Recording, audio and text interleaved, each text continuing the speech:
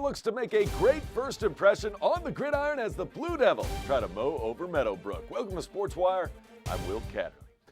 For years, when you talk Verona football, they're considered one of the premier programs in the area. But in the last couple of seasons, the Blue Devils, well, they were just not getting the results. But after making it into postseason play in 2016, and with a load of talented players returning, Verona wanted nothing more than to show that their glory days are back. Up first, a powerhouse in their own right and usually a tough out, the Meadowbrook Monarchs. So it's the Blue Devils looking to start the 2017 campaign off with a win in the home opener against Meadowbrook. Celebrating on this Thursday night, head coach Stu Brown's birthday, first quarter. After a missed field goal attempt by Meadowbrook, take a look as quarterback Brian Logan, here he is, gonna dial long distance, firing, looking, finding Steven Richardson. He takes it deep into the red zone, brought down by a horse collar tackle. No longer on the field, however. Logan, next up after the deep connection. He can pass it. Yeah, he can also run the ball, read option, keeping it himself. And he finds Pater into the end zone. Blue Devils up 6-0. Point after touchdown, no good. Meanwhile, how about on defense? Verona, key to their success is going to have to be on this side of the ball as well. First quarter, ensuing drive for the Monarchs. Yeah, the Verona D holding the Monarchs in check. Great job in the backfield. A little trickery, however, would get Meadowbrook on the scoreboard. Xavier Gordon airing it out, finds Quantez Richardson wide open down the sideline. Strolls in to tie the game up at 6 with only 3:41 left to go in the first quarter. KJ McNeil coming up. Meadowbrook evening the score. We go to the second quarter. McNeil not going very far. Chopped down by Aiden Howie after a short gain. We're tied at 6 at the half. A lot happens quick, fast, and furiously in the second half. First drive, third quarter, Blue Devils. Alton Costin. First handoff. That picks up the first down for the tricky Verona Blue Devils. Then 13th play of the drive. R.J. Coles barrels over a Monarchs defender. He finds the end zone. Touchdown, Blue Devils. And Verona would go for 2 on this one as well. This time it'd be Steven Richardson's turn. Untouched. 2-point conversion is good. That puts Verona up 14-6. 7:16 left in the third quarter. Next play from scrimmage for Meadowbrook. Jalen Noble coughs up the rock. And LeVar Mallory snatches it up. Blue Devils ball deep in Monarchs territory. That would lead to this. 2 plays later, Mr. R.J. Coles looking for his second touchdown of the game. Yeah, the sideline's pretty excited about that. Coles, well, he's going to make it happen. Nobody touches him. Touchdown, Coles. And it'll be Logan to Simon Pinchback, upcoming for the 2-point conversion. The Blue Devils going to make good on this 2-pointer as well, so 2 of 3 thus far in this game. They would rack up 16 points in just 38 seconds. Goes from bad to worse for Meadowbrook on the punt. Verona's defense, gets the block. And they recover the ball in the red zone inside the Meadowbrook 20. 4th and goal from the 9. What's Verona going to do? They're going to go for it. Up 22-6. R.J. Coles for the 3rd touchdown on the night. Rumbles in for the score. Blue Devils up 30-6. Just over 6 minutes to go in the game. Coles and Richardson, heck of a night. Coles, yeah, he's feeling like number 1. He got 3 TDs on the night. Happy birthday, Stu Brown. They get a big win and to boot. 30-6, your final. Come on, bro, be the hammer. He was telling us, don't quit. Keep pushing, don't quit. Don't stop. Don't take your foot out the pedal. Big opening win for Verona as they start the year 1-0. They have a bye week and then Matoaka next on the docket.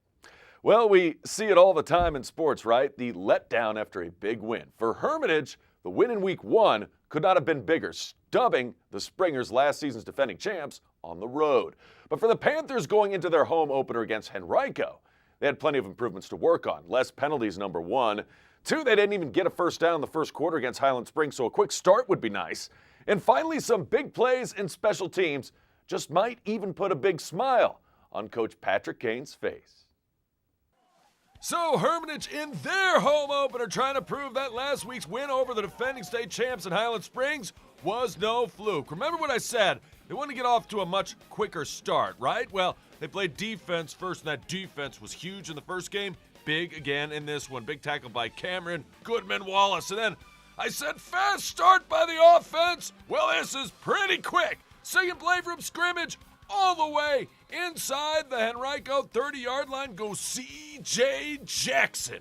And action, Jackson gets a big-time run. It would lead to this. Same drive, a couple plays later.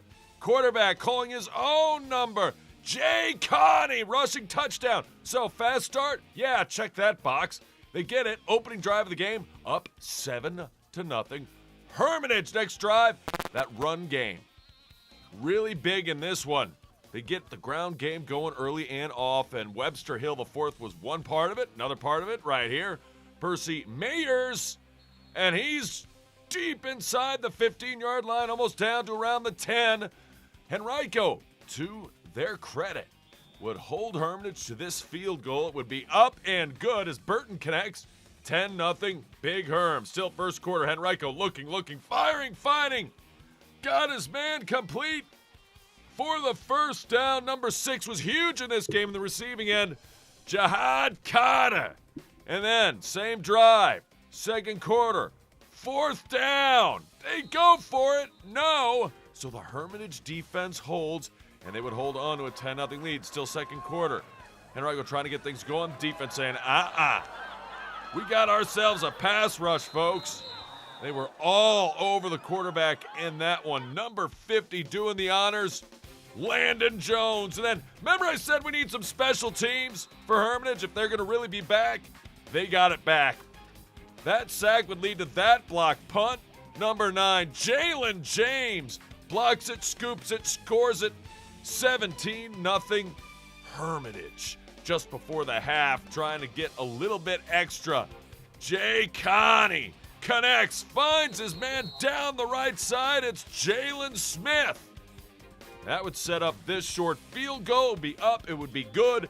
It would be all Hermitage, 20-0 at the half. And that's how we would go into the half. Second half, Henrico gets something done on defense. Number 17 makes a big play. Mayor Beatty. He's a mayor of Henrico for that play right there. Gets the block, and then his teammate, Lamar Teal, gets a recovery. It would lead to this. They get the turnover on the pick, and then they go to work on the ground game. Tyrell Ellison with a good gain and a first down. And then up top, you saw the guy on the sideline pointing up. Yeah, he knew it was happening.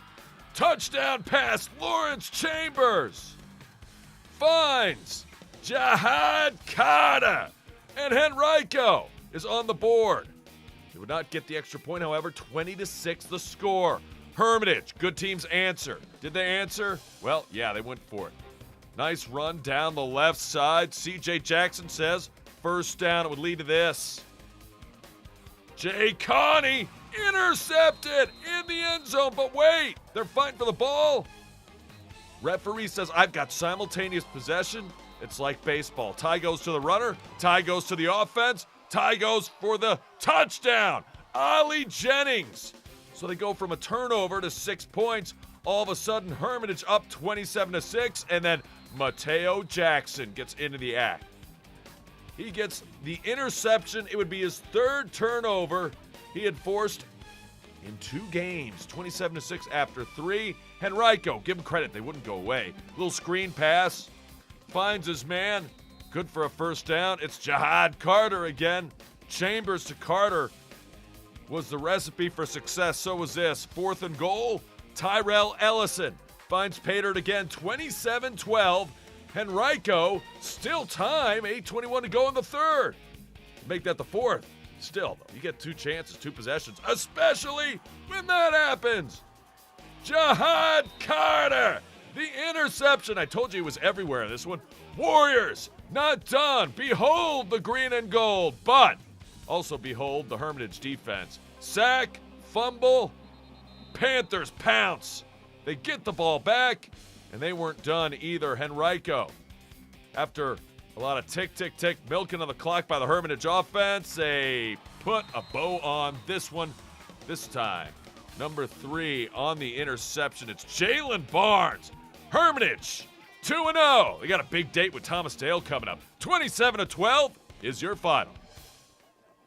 Well, it's a West End rivalry in field hockey when we come back. Deep Run and Godwin face off in what would be a game that took extra time to crown a winner. Highlights are straight ahead. Don't always have time to watch Sportswire on your TV?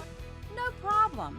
Episodes are available anytime on the web at watchsportswire.com, and it works just as well on your phone. Watch Sportswire anytime, anywhere at watchsportswire.com. Welcome back to Sportswire. Field hockey in Henrico the last few years has been dominated by Deep Run. The Wildcats were state tournament bound in each of the last 2 seasons. Meanwhile, rival Mills Godwin has been good, but I asked a senior player on the team, when was the last time you guys beat Deep Run? She said, well, it's my 4th year and, well, we haven't done it yet. Make no mistake, the Eagles have made great strides in 2017. But would it be enough to win over the Wildcats? We start things off later in the first half. Godwin already with a 1-0 lead. Deep Run trying to tie it up, just goes wide of the net. They would keep the pressure on, however, later in the first half.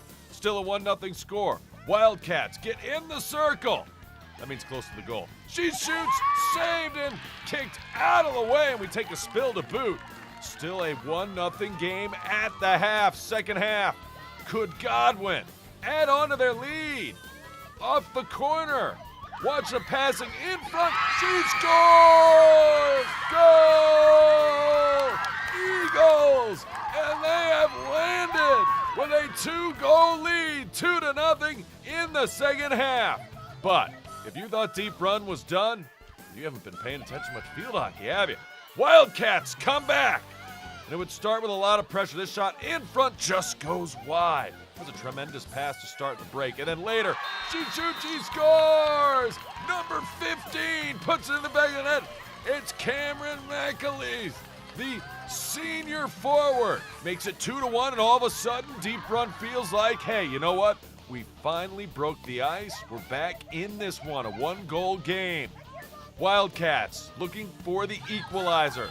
Tick, tick, tick, running out of time in the second. And the pass, centered, firing. She scores! And again, the Wildcats answer the call, and they've tied it up at 2. And this game knotted up with just under 10 minutes to go. Guess what? Back and forth they go. This game, what a save, is in overtime now. That shot gets blocked out of the way. Still staying with it. She shoots just off the side. Wildcats again. Looking for the shot, this time in front. Remarkable stop by the keeper. And it's still 2-2. Now we are going to overtime. Sorry, that was late second half action. Both teams feeling tense. Wildcats, so on the corner. Late. Actually make that early in overtime, but late in terms of the game. Off the corner. Inside the circle. Firing. What a save, but the rebound. She scores! All the way back, down 2 goals to none.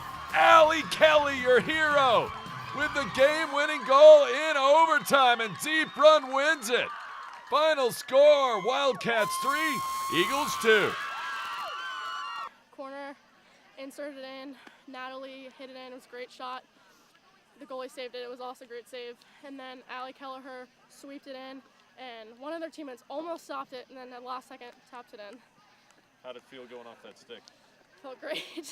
That was really awesome. Good team, good. That was a lot of team effort. Once we started working together, we had it.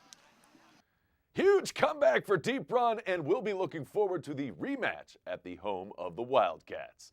Back to the gridiron now, where there just isn't much better than a big win following a narrow defeat. For Highland Springs, that meant getting back to the basics against a team from the coast in Woodside. That means strong defense, a tough running game, and capitalizing on turnovers. Check, check, and check, as Highland Springs look to wash away Week 1. Best way to do that would get that win against Woodside from the 7-5-7. Coach Lauren Johnson saying, let's go. Remember I said the Springers need to get it going on the ground? Oh, yeah, they did. And they also did something else. This guy, Billy Kemp, They got him the ball a lot, and he's a playmaker in space. Makes a lot of men miss. 7-0 Springers. He finds Pater. Billy Kemp the fourth. Same quarter. Yeah, Woodside looks a lot like Glen Allen in the jerseys, don't they? Nice little run right there. Shiree McKeever. They got a stable of backs at Highland Springs. He would use all of them, but they'd stay with McKeever on this with the short carry. Touchdown, Highland Springs. And just like that, the Springers will hold up 14-0 after 1 quarter of play. Second quarter changing sides now. Woodside trying to come back. He rolls out, fires in, finds a man in the road. Grays. Yeah, the alt jerseys on this one. It is intercepted. And Tremaine Talbert, the man doing it, and it would lead to this. That runner was so fast, the band had to start playing when he got to about the 20-yard line. Touchdown run. Raekwon Smith doing the honors. Highland Springs up a lot to a little. More Springers offense till first half. Connecting, firing, finding his man, Javion Smalls. That's good. And then, number 7, the signal caller, David Laney, all the way down to the goal line. It would lead to a short touchdown run. Devontae Waller, Laney, splitting time 27-0. Springers in front. Woodside, roll out. Haven't they learned on this rollout pass? Guess what's going to happen? Same thing as the last one. Intercepted. Guess who got it? Same guy as the last time. Travion again. Tremaine Talbert with it. And then back to the run game. Springers find the end zone once again. This time, Devontae Waller, whose offensive line did a great job in this one as well. 34-0 Springers. Woodside try to get the run game going. Springers having nothing of it. Coming in your living room, look out. Hope you moved the coffee table there. Gang tackling by the Springer defense. They were not done. Back on offense now, Highland Springs. Waller, holler, finds his receiver, Billy Kemp, wide open. I don't think anyone saw him in that gray. Kind of uses kind of a camouflage effect, the black background, right? 41-0 with 39 seconds to go, and then more Springers. Nice running on the corner. Second half now, up 41-6. That goes for 6. Woodside would score again before the game was over, but let's face it, folks, the game was over. 47-12, Springers win it. We stay on the gridiron as we go up-tempo. There were plenty of stars on Thursday and Friday night, putting up impressive numbers. Let's start with Hermitage's Mateo Jackson. The defensive back was a force again with 6 tackles, a forced fumble and recovery, and an interception as the Panthers beat Henrico. Speaking of the Warriors, even in defeat, quarterback Lawrence Chambers made plays. He was 16 of 32 for 169 yards and a touchdown, even though he had 2 interceptions. Jack Pollard of Freeman carried the ball 14 times for over 2 bills. That's 206 yards to be exact, and a narrow loss at James River. And Springer Tremaine Talbert, who in week 1 had 2 punt returns for touchdowns, called back by penalties. Well, he came back in a big way. 3 interceptions and a whooping over Woodside. Sticking with Springers, a couple of youngsters in the college ranks made their marks for their respective teams. Wake Forest receiver Greg Dortch had 4 catches for 55 yards and 2 touchdowns in a 51-7 win over Presbyterian, while his old teammate Felton Davis also caught 2 touchdown passes with 4 receptions and 35 yards as Michigan State beat Bowling Green 35-10. And with fall sports well underway, that means cross country is upon us. Gone are perennial favorites, Waleed Suleiman and Bashir Mosavello, but plenty of runners should see success. Deep Run senior Matthias Cannon finished 3rd in the Conference 11 meet a year ago and helped the Wildcats win states, finishing 10th. Meanwhile, Freeman senior Ryan McCracken had an 8th place mark at states, figures to be in the mix as well. Deep Run, Freeman, Glen Allen, many other teams could make a run at regional greatness and beyond. To volleyball now, where the Rebels enjoyed a rare sweep against Godwin. Both the guys and girls got the huge wins, 3-1, and still meet again this season.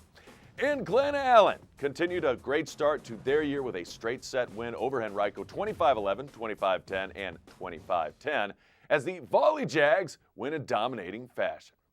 Well, we hit the volleyball courts when we come back. Freeman, Deep Run, and Glen Allen are all part of the Richmond Volleyball Showcase Tournament. Spoiler alert, one of these teams in the guys bracket wins the whole tournament. Plus, Deep Run looks for an opening win on the gridiron at Atlee. How a little trickery went a long way. That's next. Todd's a great guy. I mean, look at him. What a sweetheart. Attaboy. Wait, Todd, what are you doing? How totally selfish and un-Todd-like of you. Come on, Todd. Come on, man. We go to the Richmond Volleyball Showcase Tournament. Freeman, one of the many teams in action. Guys, volleyball we go, taking on Hanover. Freeman on the serve. Play best out of 3 sets in pool play, and then the winners move on. Early on, it was all Freeman all the time. Max Thompson with the kill you see right there. Chris Gilliam here on the serve. Rebels taking care of business in this one that time. Hanover cannot get the kill to go over the net. Point Freeman, and yeah, the bench loves that. Looks like they're doing homework over there, but they're really just counting the points and where everything goes. Later, it's Thompson on the serve. And a big impact in this one was number 7, Joe O'Connor. Here he comes. That's a nice little touch shot for the point. Want more Joe O'Connor? You got it. Hanover on the serve. O'Connor's going to be there. Hanover gets it over. Nice dig right there and setting up for Jolton. Joe O'Connor knocks it down for the kill. Rebels get the win on that one. And then O'Connor, more of them. Yeah, he can use the other side of the net as well. Outside hitter doing a lot of great work. He's going to be a force to be reckoned with. Same set. This time that one will go down. Chris Gilliam. Freeman gets the win over Hanover. But it was not Freeman who won the Richmond Volleyball Showcase Tournament. Was it Glen Allen? They're in action against Monacan.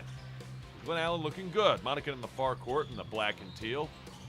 Glen Allen in the far court, black and teal. Great block right there. Stuff up front. That is good for the point. Now it's Monacan on the serve. Jags. Nice play right there with the kill. Getting it done. Number 3. And that was Dylan McKinney later. Great hustle by Monacan to keep it alive. And watch number 16 fly in. Chad Koch knocks it home for the point. He would be a stalwart in this one. Jags. The far corner of this building. It's Koch again. Can't get enough of him. He gets the point. Glen Allen still the same set. They're going to get it done against Monacan. A nice long volley right here. Monacan going to corral it and keep this point alive for the time being. Glen Allen does the same. And then trying to keep it alive. Monacan almost should have gotten the point right there, right? And then that one, oh no, not a way to end that rally. So point goes to Glen Allen, and then they're going to finish Monacan off right here. That's not getting across the net. Glen Allen beats Monacan, but they are not the ones to win the Volleyball Showcase Tournament. Enter the Deep Run Wildcats. Wildcats in action against Clover Hill. Serving is Cameron Mayweather. And Mayweather hits it for the ace, and he's pretty pumped. It gets the point and the kill. Mayweather again on the serve. Very close to Mayweather. In fact, I might have just completely butchered the kid's name. It looks like Mayweather. Wildcats very deep, very talented.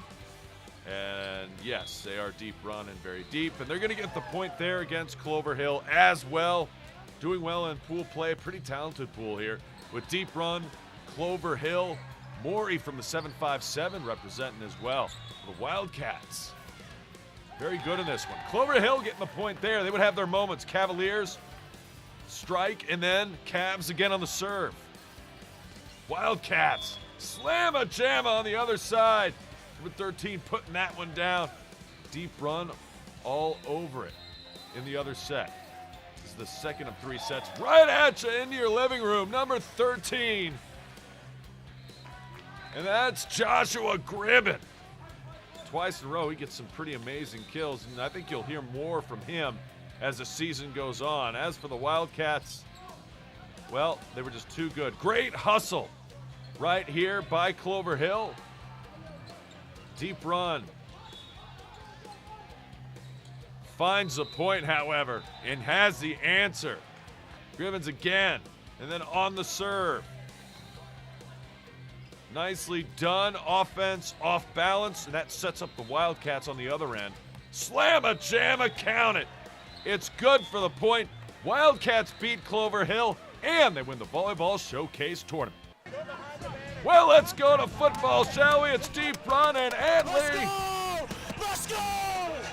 All right, let's go. We'll go, fine. Wildcat D fired up for this one, and they should be. Number 27, a huge time tackle. Matthew Johnson, first quarter action. Later, though, Atlee all the way deep in Deep Run territory. That pitch and catch on the slant puts them inside the Wildcat 5. They would go for it on 4th and goal. The defense stands their ground, and the Wildcats take over in what would be a huge stop. First half, not a lot of offense in this one. Atlee's defense getting all after the quarterback, Aiden Wheeler. Not a lot of place to go. Deep run. Second quarter, they pay it right back. Big number 44, Jacob Hutchinson. That boy can play some football. Not a lot of people can stop him. Good second quarter. Wildcats now with the ball on offense. A handoff. This guy is fast, and his name is Dylan Schwartzman. Schwartzman inside the 30-yard line. And you would not hear the last of Schwartzman. Rolling out to the left. He's going to fire, pass. He's got his man at Schwartzman. And touchdown. May the Schwartz be with you. And the Wildcats, with a little bit of a bow, take a 7-0 lead over Atlee on the road. And this is a team in Atlee who buried Deep Run last year at Deep Run. Ensuing kickoff. Tricky Wildcats. Onside kick works wonders. They get to the football and they recover. In just over a minute's time, Deep Run went from 0 points to 2 scores, and I'll show you why. The end around, it's Schwartzman. Schwartzman to the end zone. Touchdown! And he's got a little shimmy to boot. Look at this. There we go. Little dance moves for you. Maybe see him in the marathon dance later this year. 13-0. Hey, this is what we do, baby. We don't shock the area this year. He's right. We don't shock the area this year. Yeah, what he said. 13-0 Wildcats. Atlee not done, though. They would come back. Still second half into the end zone. The touchdown pass. That would make it 13-7. Atlee Raiders back in it. Deep run. Can't do anything on offense, but their defense sealing the deal. Jacob Hutchinson. That's a big airplane. Gets a big sack. Then Hutchinson in the defense. Watch this twist. Blitz. Got him, number 30. Gets a sack. And the stop. Wildcats recover. And then final chance for Atlee. Time running out in the 4th. That defensive front for Deep Run should be so proud. They dominated this game. And they get the win, and they earn it. 13-7 the final. Other scores, James River upends Freeman 22-20. We got Lee Davis blanking Godwin 30-0. Godwin's 1-1. And Monacan all over Glen Allen 28-0.